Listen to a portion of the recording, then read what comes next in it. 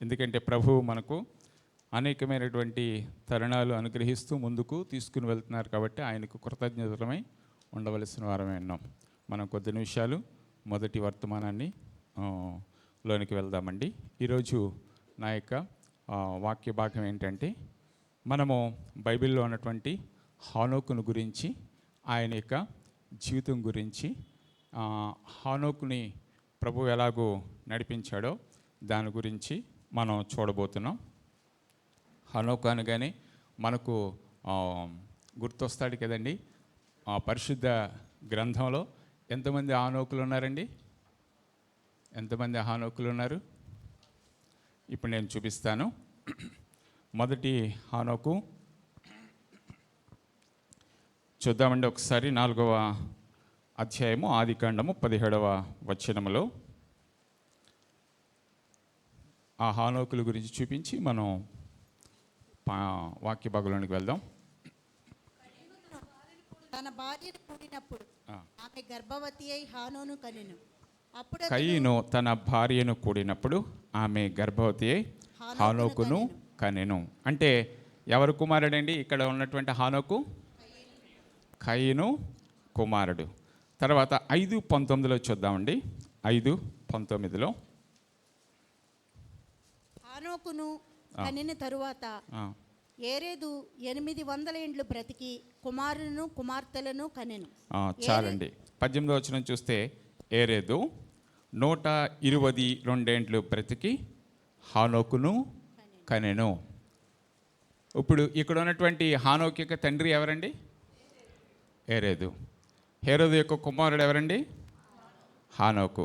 ఇక్కడ 2వ హానోకు. 3వ హానోకు 25:4 చూద్దామండి.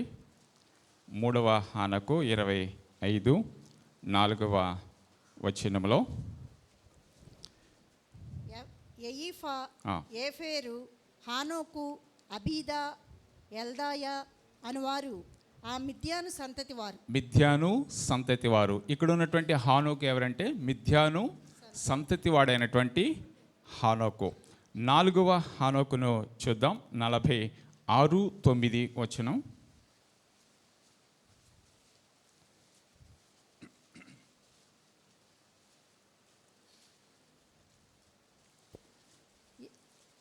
యాకోబు జ్యేష్ఠ కుమారుడు రూబేను.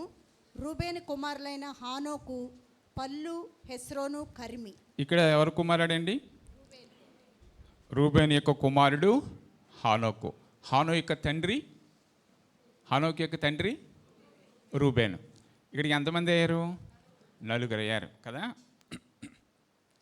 ఈ 4 హానోకుల్లో ఆదాము మొదలుకొని 7వ తరము వాడైనటువంటి హానోకు గురించి ఈరోజు మనం వాక్య భాగంలో ఉన్నటువంటి మర్మాలను చూద్దాం.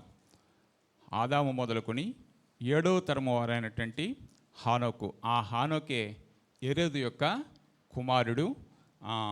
ఆ హానోకు మనం చూసాం 5వ అధ్యాయము 19వ వచనంలో చూసాం. 5వ అధ్యాయము 19వ వచనంలో ఏరేదు కుమారైనటువంటి హానోకు గురించి. ఇంకొక హానోకు ఉన్నాడు. ఫస్ట్ హానోకు మనం చూసాం కదండి, కయీను కుమారుడైనటువంటి హానోకు. ఆయన ఆదాము మొదలుకొని 3వ తరము వాడైనటువంటి హానోకు. అయితే ఇప్పుడు మనం చూసేటువంటి ఏరేదు కుమారుడైనటువంటి హానోకు పరిశుద్ధ గ్రంథములో పాత నిబంధన గ్రంథము మరియు క్రొత్త నిబంధన గ్రంథాలలో అన్నిటిలో కూడా కనిపిస్తూ ఉంటాడు. మిగిలిన 3 హానోకులు కూడా ఇక్కడ ఆదికాండంలో తప్ప మరల ఎక్కడా కూడా కనిపించరు.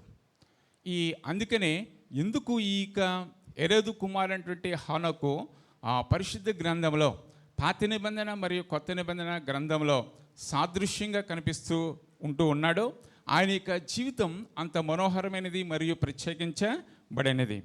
ఇక్కడ ఉన్నటువంటి హానోకు అంటే అర్థం ఏంటి అంటే, ఈ హానోకు యొక్క అర్థం ఏంటంటే ప్రత్యేకించబడిన వాడు. అదే కాదు, ఇంకొక అర్థం ఉంది. ఆయన అంటే లిటిల్ యోనా అంటే చిన్న యెహోవా అని కూడా ఆయన్ని అంటూ ఉంటారు. దాని యొక్క అర్థం. అదే కాదు, ఈ హానోకి దేవదూత అని కూడా అర్థం.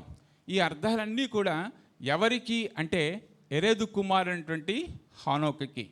ఇప్పుడు మనం చూడబోయేటువంటి మాట్లాడుకోబోయేటువంటి ఈ యొక్క హానోకుకి ఈ యొక్క అర్థాలు. సరే, హానోకు జీవితం ఒక ప్రత్యేకమైనటువంటి జీవితం. నా వైపు చూడాలి, నా మాటలు వినాలి. హానోకు యొక్క జీవితం ఒక ప్రత్యేకించమైనటువంటి జీవితం. ఎందుకు ఒక ప్రత్యేకించబడినటువంటి జీవితం అంటే, మనం బైబిల్లో దాదాపు 66 పుస్తకాలు చూస్తూ ఉన్నాం. కానీ హానోకు రచించినటువంటి పుస్తకం కూడా ఒకటి ఉంది. కానీ దాన్ని ఈ 66 పుస్తకంలో చేర్చలేదు, 66 పుస్తకంలో కూడా చేర్చలేదు. అంటే 66 పుస్తకాల్లో లేదు, మరలా తిరిగి 67 పుస్తకం కూడా చేర్చలేదు.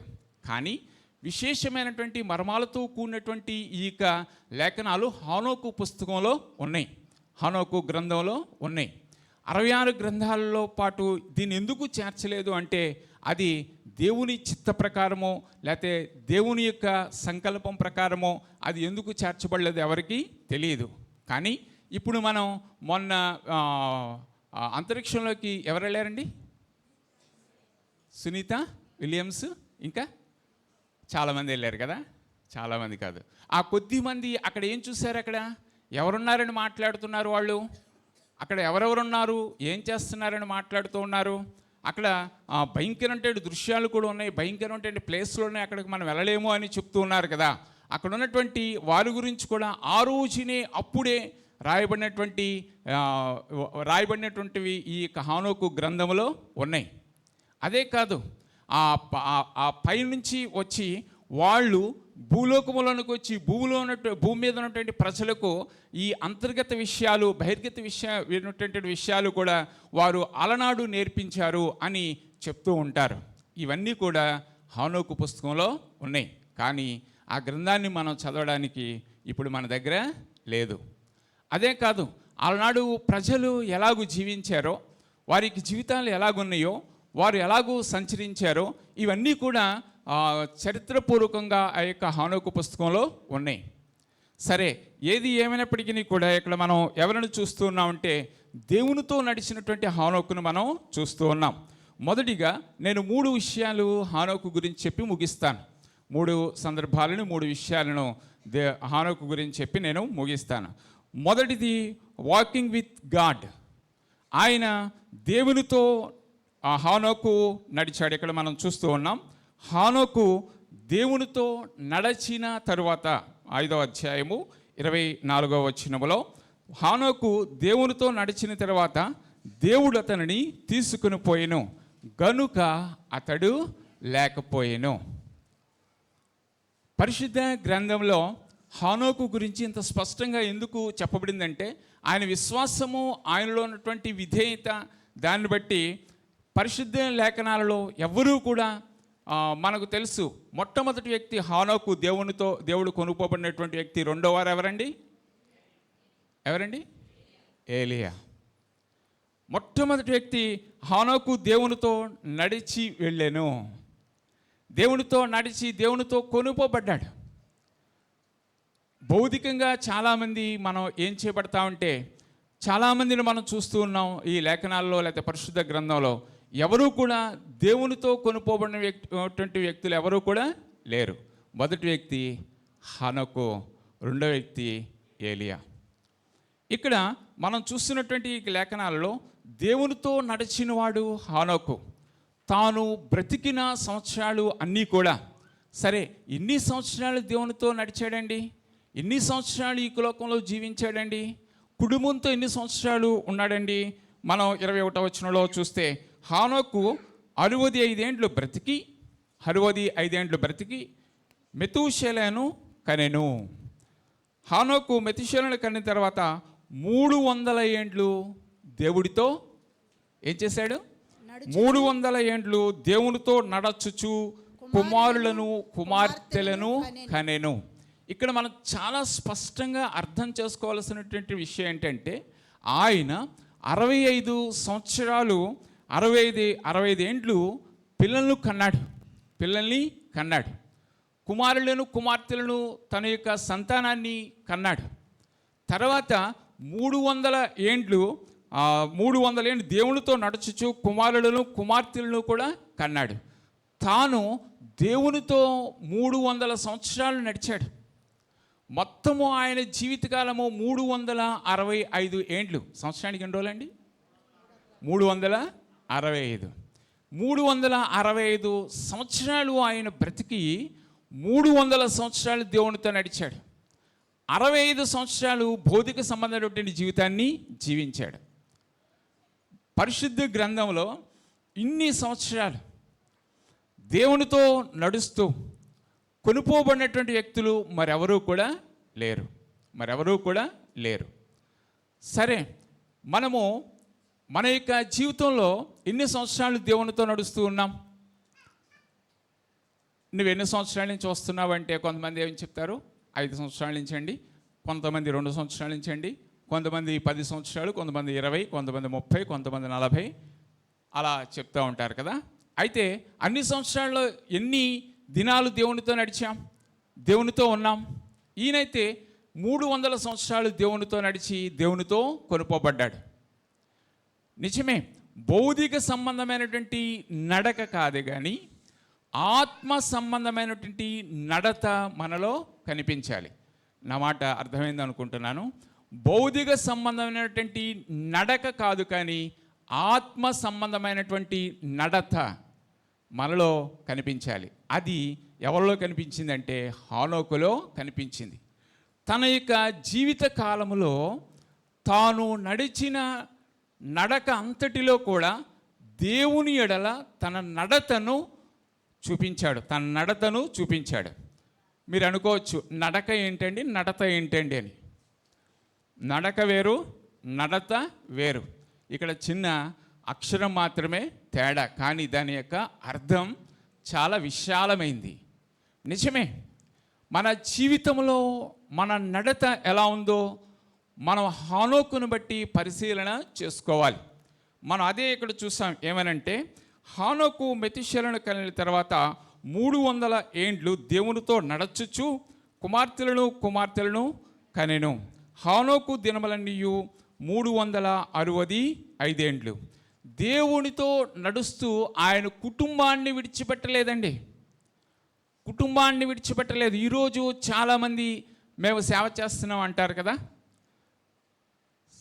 సేవ చేస్తున్నాను, కుటుంబానికి దూరంగా ఉన్నాం అంటారు కదా. కానీ అది సరైనది కాదు. కుటుంబాన్ని చూసుకోవాలి. హానోకు కూడా తన కుటుంబాన్ని చూసుకుంటూ, తన యొక్క పిల్లలను చూసుకుంటూ, తన యొక్క కుటుంబ యోగక్షేమాలు చూసుకుంటూ, కుటుంబ అవసరాలు చూసుకుంటూ దేవునితో నడిచాడు. నిజమే, మనం కూడా మన యొక్క ఆత్మీయ జీవితంలో మన యొక్క నడతలో ఏం కనిపించాలి అంటే మన కుటుంబాన్ని మంచిగా చూసుకుంటూ, మన పిల్లలకు దేవుని యొక్క నడతను నేర్పిస్తూ, కుటుంబానికి దేవుని యొక్క నడతను నేర్పిస్తూ మనం హానోకు వలె మన యొక్క జీవితాన్ని ముందుకు తీసుకుని వెళ్ళాలి. ఎందుకు అంటే మన పిల్లల్ని మనము సరైన రీతిలో నడిపించకపోతే, సరైన విధానంలో వాళ్ళని పెంచకపోతే మనము నడిచిన మన నడత కూడా వ్యర్థం. మన నడత కూడా వ్యర్థం. మనము దేవుని సన్నిధిలో సరైన విధానంలో కూర్చోనకపోతే, మనము దేవుని సన్నిధిలో సరిగా ఆరాధించకపోతే, మనము దేవుని సన్నిధిలో దేవుణ్ణి మనం చూడకపోతే, దేవుని మన హృదయంలో కలిగి ఉండకపోతే మన నడత దేవునిలో వ్యర్థం. నిజమే, చాలా సందర్భాల్లో మన నడత ద్వారా దేవుణ్ణి మనం ఆరాధించలేకపోతూ ఉన్నాం, దేవుణ్ణి మనం ఘనపరచలేకపోతూ ఉన్నాం. చాలా సందర్భాల్లో మనం ఎలాగూ దేవుని యొక్క సన్నిధిలో ఉంటామో మనకు తెలుసు. కొన్ని సందర్భాల్లో కళ్ళు మూసుకుని నిద్రపోతూ ఉంటాం, కొన్ని సందర్భాల్లో ఫోన్లో మెసేజ్లు పెడుతూ ఉంటాం, ఫోన్లో ఇతరులతో సంభాషిస్తూ ఉంటాం, లేకపోతే ఏవేవో చూస్తూ ఉంటాం, లేకపోతే దేవునికి ఇష్టమైన రీతిగా మనం కూర్చోం. చాలా తక్కువ సమయం కూర్చుంటాం, కానీ ఎక్కువ సమయం వేస్ట్ చేస్తూ ఉంటాం. ఇది మంచి నడత కాదు దేవునిలో. హానోకు అయితే దేవుళ్ళు ఎలాగూ నడాలో అలాగూ నడిచాడు. అందుకే ఈ రోజున 4 హానోకులు ఉన్నా సరే ఒక్క వ్యక్తి పరిశుద్ధ గ్రంథం ఈ గ్రంథం మొత్తంలో కూడా రాయబడింది ముగ్గురు వ్యక్తులు వారికి జీవితాలు ఆ ఆదికాండంతోనే ఆ చూసిన దానితోనే అవి పూర్తి అయిపోయినాయి. నిజమే. హానోకు అదే కాదు, హానోకు తాను నడిచిన దినాలలో ప్రభువును గూర్చి ప్రకటించాడు. ఆ ఏడవ తరములో ఉన్నటువంటి ఆ యొక్క మనుషుల్లో ఏమి చూశాడంటే వారు విచ్చలవిడితనాన్ని చూశాడు. దేవునికి వారు ఉన్నటువంటి విరోధంగా చేసేటువంటి పాపాన్ని చూశాడు. దేవునికి దూరంగా ఉన్నటువంటి సందర్భాలను చూశాడు. కాబట్టి దేవుని యొక్క తీర్పును గురించి ఆయన ప్రకటించాడు. యూదాపత్రిక 1వ అధ్యాయము 14వ వచనంలో ఒకసారి చూద్దామండి.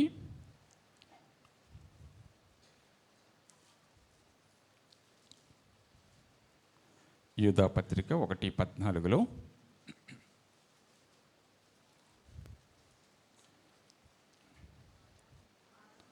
చదువుతారు ఎవరన్నానని? ఆదాము మొదలుకొని ఏడవ వాడైన హానోకు కూడా వీరిని గూర్చి ప్రవచించి ఇట్లనెను, ఇదిగో అందరికీ తీర్పు తీర్చుటకును వారిలో భక్తిహీనులందరూ భక్తిహీనముగా చేసిన వారి భక్తిహీన క్రియలన్నిటిని గూర్చియు భక్తిహీనులైన పాపులు తనకు విరోధముగా చెప్పిన కఠినమైన మాటలన్నిటిని గూర్చియు వారిని ఒప్పించుటకును ప్రభువు తన వేవేల పరిశుద్ధుల పరివారంతో వచ్చెను. చాలండి. చూడండి, ఇక్కడ భక్తిహీనుల గురించి దేవుని యొక్క తీర్పును గురించి ఆయన వివరించాడంట. మనం చేసేటువంటి పనులకు ఏ తీర్పు వస్తుంది, ఎలాగో తీర్పు ఉంటుందని ఆయన ప్రకటించాడంట. ఎవరికి? అలనాటి ఆ ప్రజలకు. హానోకు తన యొక్క జీవితంలో ప్రభువుని ప్రకటించాడు, ప్రభువుని వివరించాడు. తన యొక్క జీవితము ఒక నడత కింద, ప్రజల ముందు ఒక నడత కింద తాను ఉంచాడు. ఎందుకంటే అలనాడు ప్రజలు విచ్చలవిడితనాన్ని ఆయన చూశాడు, పాపాన్ని చూశాడు, సమాజంలో విస్తరిస్తున్నటువంటి ఆ యొక్క అవిధేయతను చూశాడు. అందుకనే మీరు చేస్తున్నటువంటి దానికి తీర్పు ఇది అని ఆయన ప్రకటించాడు. ఈ రోజుల్లో మనం చాలా సందర్భాల్లో టీవీల్లో కానీ లేకపోతే ఫోన్లో కానీ యూట్యూబ్లో కానీ మన వాక్యం పెట్టగానే ఏమొస్తుందండి? ఆశీర్వాదాన్ని గురించే వస్తుంది కదా. మీకు ఇగో ఇలా చేస్తే ఇలాగ వస్తుంది, లేకపోతే ఇలా చేస్తే ఇలా వస్తుంది, లేకపోతే ఇలా ఆశీర్వదించబడతారు, ఇలా ఎదుగుతారు అని చెప్తారు. కానీ పాపమును గురించి, ఒప్పుకోనుల గురించి, పరిశుద్ధత గురించి వివరించేటువంటి వారు చాలా కొదువయ్యారు. తీర్పు గురించి వివరించేటువంటి వారు కొదువయ్యారు. నిజమే. పరిశుద్ధ గ్రంథంలో ఉన్నది ఉన్నట్టు ఈ దేనికి ఏ శిక్ష అని ఆయన నిర్భయంగా ప్రకటించాడు ఆ రోజుల్లో హానోకు. అందుకే దేవుడు ఆయన ఏమన్నాడంటే, దేవునితో నడిచాడు, నాతో నడిచినటువంటి వ్యక్తి అని దేవుడు ఇష్టపడ్డాడు. నిజమే. ఆ రోజుల్లో నోహు దినాల్లో ఎలాగూ పాపం విస్తరించిందో అప్పుడు కూడా ఆయన హెచ్చరించాడు. ఇదిగో ఉగ్రత రాబోతుంది, జలప్రళయం రాబోతుంది, ముందుగానే హెచ్చరించినటువంటి వ్యక్తి. ఎందుకంటే దేవుడు ఆయనకు ఆ తలంపు ఇచ్చాడు. అందుకే నోహు వారి కుటుంబం రక్షించబడింది. అది దేవునికి ఇష్టలుగా వారు జీవించారు. కుటుంబాన్ని దేవుడు రక్షించుకున్నాడు. నిజమే. మన అనేక సందర్భాల్లో మన యొక్క దోష క్రియలను బట్టి మనం శిక్షను అనుభవిస్తూ ఉంటాం. కానీ ఇక్కడ హానోకును చూస్తే దేవునితో నడిచినటువంటి వ్యక్తి హానోకు. రెండవదిగా ప్లీజింగ్ గాడ్, విశ్వాసమును బట్టి హానోకు మరణమును చూడకుండా కొనిపోబడ్డాడు. విశ్వాసమును బట్టి హెబ్రీ 11:5లో చూస్తే విశ్వాసమును బట్టి హానోకు మరణమును చూడకుండా కొనిపోబడ్డాడు. ఒకసారి చూద్దామండి. 11:5 విశ్వాసమును బట్టి హానోకు మరణమును చూడకుండానట్లు కొనిపోబడెను. అతడు కొనిపోబడక మునుపు దేవునికి ఇష్టుడై ఉండెను, సాక్ష్యము పొందెను. చాలండి. దేవునికి ఇష్టము కలిగినటువంటి వ్యక్తి అని సాక్ష్యం పొందాడు.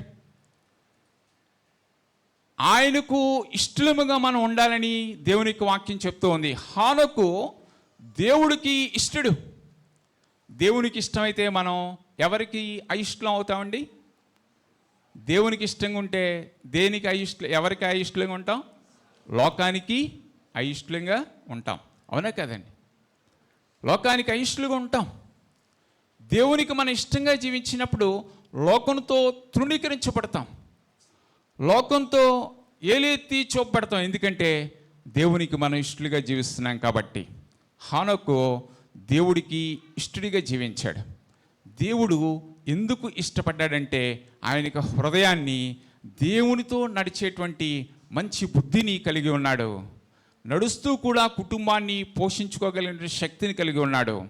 తన యొక్క కుమారులను కుమార్తెలను దేవుళ్ళలో నడిపించేటువంటి ఆ యొక్క ప్రభావితమైనటువంటి జీవితాన్ని కలిగి ఉన్నాడు. అందుకనే ఆయన దేవునికి ఇష్టడు అని చెప్పబడ్డాడు.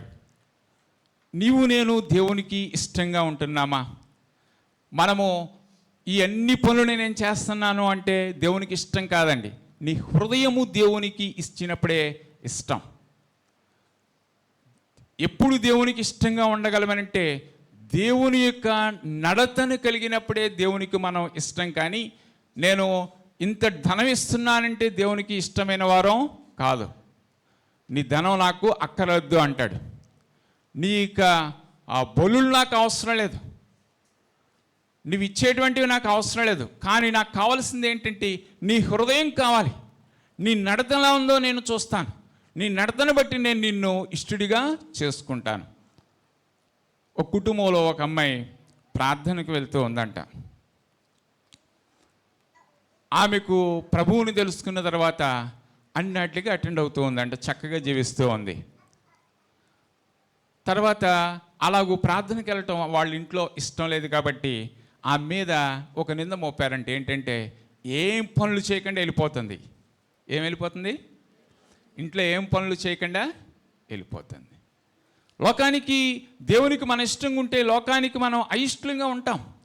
ఆమె వ్యక్తిగత జీవితం లేకపోతే ప్రభువులో ఉన్నటువంటి ఆ యొక్క జీవితాన్ని వారు చూసి ఇష్టపడలేదు. కానీ ఏమంటున్నారు?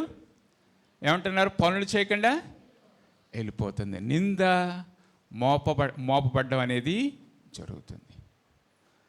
దేవునికి ఇష్టంగా ఉన్నప్పుడు, దేవునికి మనం ఇష్టలుగా జీవించినప్పుడు ఆయన మనల్ని ఏం చేస్తాడంటే తన ఆత్మీయ క్రమములో మనం పెరుగుతూ ఉన్నప్పుడు ఆయన దేనిలోనూ కూడా తక్కువగా చేయడు. ఒకరికి మనము చెయ్యి చాపే విధంగా దేవుడు ఉంచడు. ఒకరి మీద ఆధారపడేవారిగా దేవుడు ఉంచడు. ఒకరిని అభ్యర్థించే విధంగా దేవుడు ఉంచడు. దేవునికి ఇష్టలుగా ఉన్నప్పుడు మన యొక్క జీవితాన్ని దేవుడు ఏం చేస్తాడంటే చక్కగా నిలబెడతాడు. కొంచెములో ఆయన మనకి సమృద్ధిని అనుగ్రహిస్తాడు. కొంచెములో మనకు దేవుడు సమృద్ధిని అనుగ్రహిస్తాడు. ఇతరులకు చెయ్యి చాపి ఇతరుల మీద ఆధారపడి ఏదో ఇస్తారు ఏదో చేస్తారు అని మనం వారి వైపు చూసేటువంటి ఆ యొక్క కన్నులు మనలో ఉండవు, ఆ చూపు మనలో ఉండదు. దేవునికి ఇష్టలుగా జీవించినప్పుడు నీకు ఏ సందర్భంలో ఏది అవసరమో ఎలాగో అవసరమో అది దేవుడు మనకు అనుగ్రహిస్తాడు. నీ హృదయము దేవుని ఎదుట సరైనదిగా ఉన్నప్పుడు ఆయన హృదయ వాంఛలను తీరుస్తానికి ఇష్టంగా ముందుకు వస్తాడు. మూడవదిగా చూస్తే విట్నెస్ ఫర్ గాడ్. దేవునికి సాక్షిగా జీవించాడు ఆయన. దేవునికి సాక్షిగా ఇందాక చదివినటువంటి యూదా పత్రిక 1:14 ఒకసారి చదువుదామండి. యూదా పత్రిక 1:14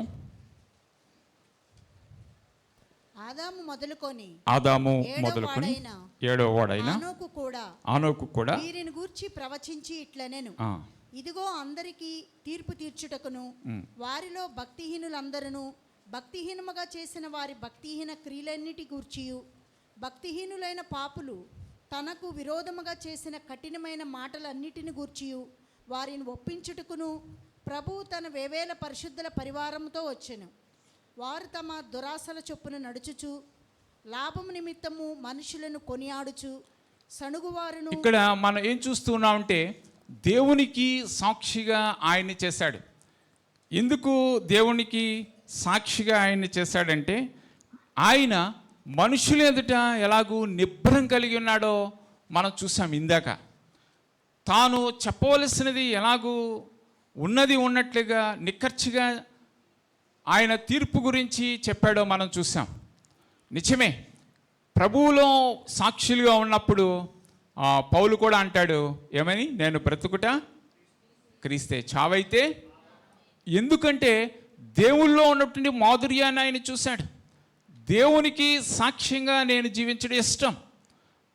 దేవుడు నన్ను లేపాడు, దేవుళ్ళు అన్నీ అనుభవించాను, అన్ని ప్రదేశాలు తిరిగాను, అనేక మందిని చూశాను. కాబట్టి నేను బ్రతికితే క్రీస్తు కొరికే బ్రతుకుతాను, చావైనా సరే పర్వాలేదు. ఎందుకంటే నా జీవితం అనేకులకు సాక్షిగా నేను చూపించాను. హనోకు కూడా తన యొక్క జీవితాన్ని అనేకులకు సాదృశ్యంగా చూపించాడు. క్రీస్తును కలిగిన కుటుంబంగా, క్రీస్తును పోలినటువంటి వానిగా చూపించాడు. అందుకే పరిశుద్ధ గ్రంథంలో దేవునితో కొనుకోబడినటువంటి వ్యక్తుల్లో మొదటివాడు హనోకు. దేవునితో కొనుకోబడినటువంటి వానిలో మొదటివాడు. మనం పరిశుద్ధ గ్రంథంలో చాలామందిని చూసాం, కానీ వీరందరూ కూడా ఏం చేయబడ్డారు? శరీరం విడిచిపెట్టబడింది, ఆత్మ కొనుపోబడింది. కానీ ఈయన ఉన్నపాటున దేవునితో కొనుపోబడినటువంటి వ్యక్తి. ఎందుకంటే ఈయన తాను తన యొక్క విశ్వాసమును బట్టి క్రీస్తుకు ఇష్టంగా జీవించాడు. తన యొక్క విశ్వాసమును బట్టి దేవుణ్ణి ఆరాధించాడు. తన ఇష్టమును బట్టి దేవుణ్ణి పూజించాడు, ఆరాధించాడు. తన యొక్క జీవితాన్ని బట్టి దేవునికి కృతజ్ఞతలు చెల్లించాడు. ఎందుకంటే తన కుటుంబాన్ని తాను ఆత్మలో లేకపోతే పరిశుద్ధతతో దేవుని యొక్క నడతలో పెంచి ప్రభువుని ఆరాధించాడు. నడత ద్వారా తన యొక్క కుటుంబం నడత ద్వారా, తన యొక్క జీవిత నడత ద్వారా ప్రభువుని ఆరాధించాడు. దేవునితో ఇష్టడు అని ఆయన పలికించుడి ద్వారా దేవుణ్ణి ఆరాధించాడు, దేవుణ్ణి పూజించాడు. ఈయన నా ప్రియ శిష్యుడు, ఈయన నా ప్రియ కుమారుడు అని ఎప్పుడైతే మనం అనిపించుకుంటామో అప్పుడు మనం దేవుణ్ణి ఏం చేస్తున్నాం? ఆరాధిస్తున్నాం. మనల్ని బయట ఈయన ప్రత్యేకమండి, ఈయన వేరండి అని అన్నారంటే మనం వాక్యం చెప్పవసరం. ఇప్పుడు నేను ఇక్కడ నిలబడి వాక్యం చెప్పిన దానికన్నా పెద్ద సాక్ష్యం, పెద్ద మాదిరి, పెద్ద నడత ఏదంటే వాక్యం చెప్పడం కాదు, పాట పాడడం కాదు. మనం బయట ఈమె ప్రత్యేకించబడిన ఆమె, ఈయన ప్రత్యేకించబడిన ఆయన, వీళ్ళు వేరండి అని అన్నారంటే మనం చాలా వాక్యం చెప్పినట్టు. అంటే అలాగూ అనిపించే మన జీవితం ద్వారా ప్రభువుని సమాజంలో ఆరాధించడం, సమాజంలో ప్రభువుని ప్రచురపరచడం, సమాజంలో ప్రభువు నామాన్ని ఘనపరచడం, అదే దేవుడు కోరుకుంటూ ఉన్నాడు. నీ ద్వారా, నా ద్వారా, మన ద్వారా, మన సంఘం ద్వారా. వీళ్ళు అలా చేయరండి, వీళ్ళు అలా ఉండరండి, వీళ్ళు రారండి, వీరు ప్రత్యేకించబడిన వారండి అని ఎవరైతే అనిపించుకుంటారో వారే దేవునికి సాక్షులు. అదే మనం ఇక్కడ చూస్తూ ఉన్నాం. హనోకు దేవునికి సాక్షిగా జీవించాడు. అలనాడు తుమ్మల గంగాధరరావు గారు కూడా తాను మరణంలో దేవుణ్ణి అంగీకరించడం ద్వారా దేవుని యొక్క సాక్ష్యాన్ని కలిగి ఉన్నారు. మరణంలో దేవుని ప్రభువు దర్శించాడు. ఆయన దేవునికి కావలసి ఉన్నది కాబట్టి, ఆయన ద్వారా సభ్య సమాజానికి దేవుని చూపించాలి కాబట్టి, ఆయన ద్వారా సమాజంలో అనేక మంది ఆయన ఆరాధించాలి కాబట్టి ఆయన ఏం చేశాడంటే కొన్ని కత్తిపోట్ల వలన కొన్ని గాయాలు చేసి, గాయాల్లో ప్రభువుని ఆరాధించగలిగినటువంటి గొప్ప శక్తిని ప్రభువు ఇచ్చాడు. ఆ సాక్ష్యం బట్టే కదా మనం ఇక్కడ కూర్చున్నాం. ఆ సాక్ష్యం బట్టే కదా ప్రభువుని గణపరుస్తున్నాం. ఆ సాక్ష్యం బట్టే కదా మనం అనేక మంది నడిపించబడ్డాం. నిజమే, సాక్షులుగా మనం జీవిస్తున్నాం ఆ ప్రభువు కొరకు. ఒకటి అపోస్తుల కార్యాలు 1:8 చూస్తే, అపోస్తుల కార్యాలు 1:8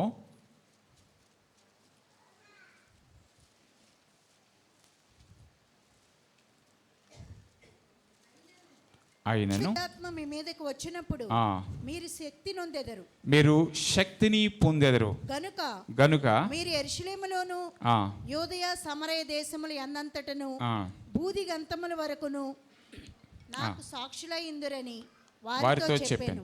మనము ఎప్పుడైతే పరిశుద్ధాత్మ శక్తిని పొందుకుంటామో, పరిశుద్ధాత్మ మన మీదకి ఎప్పుడైతే వస్తుందో, దేవుని యొక్క శక్తి మనలో ఎప్పుడు నింపబడుతుందో అప్పుడు మనం ఏం చేయబడతామండి? సాక్షులుగా జీవిస్తాం. దేవుని యొక్క శక్తి మనలో ఉన్నప్పుడు మనకు దేవుడు మనల్ని ఎలాగూ నడిపించాలో అలాగూ నడిపిస్తాడు. అగాధాలలో, ఇబ్బందుల్లో, ఇరుకుల్లో, పడిపోయిన పరిస్థితుల్లో దేవుడు మాట్లాడతాడు, లేదు నేను నిన్ను లేపుతాను.